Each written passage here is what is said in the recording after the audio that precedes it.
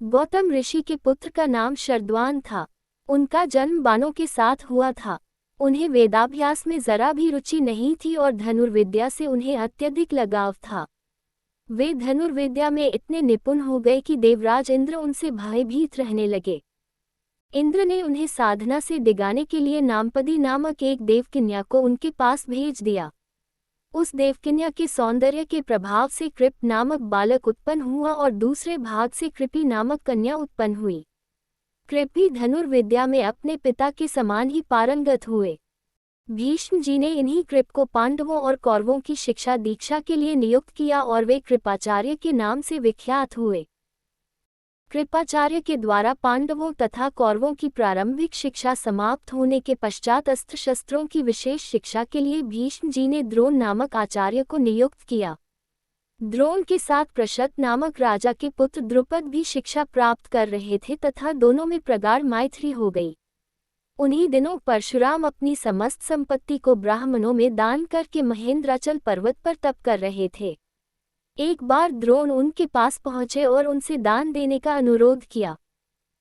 इस पर परशुराम बोले, वत्स तुम विलंब से आए हो, मैंने तो अपना सब कुछ पहले से ही ब्राह्मणों को दान में दे डाला है।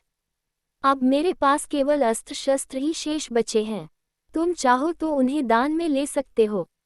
द्रोण यही तो चाहते थे, अतः उन्होंने कहा, हे गुरुदेव, आपके अस्त्र शस्त्र प्राप्त करके मुझे अत्यधिक प्रसन्नता होगी, किंतु आपको मुझे इन अस्त्र शस्त्रों की शिक्षा दीक्षा देनी होगी तथा विधि विधान भी बताना होगा।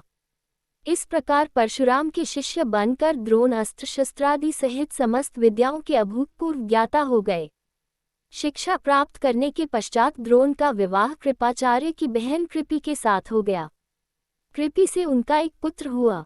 उनके उस पुत्र के मुख से जन्म के समय अश्व की ध्वनि निकली, इसलिए उसका नाम अश्वत्थामा रखा गया।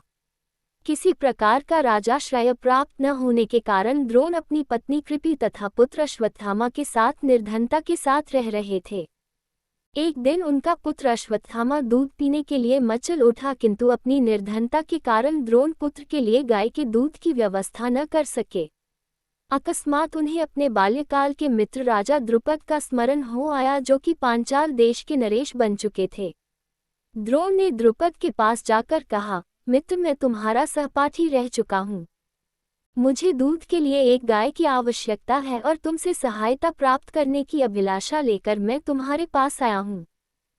इस पर द्रुपद अपनी पुरानी मित्रता को भूलकर तथा स्वयं के नरेश होने के अहंकार के वश में आकर द्रोण पर बिगड़ उठे और कहा, तुम्हें मुझको अपना मित्र बताते हुए लज्जा नहीं आती?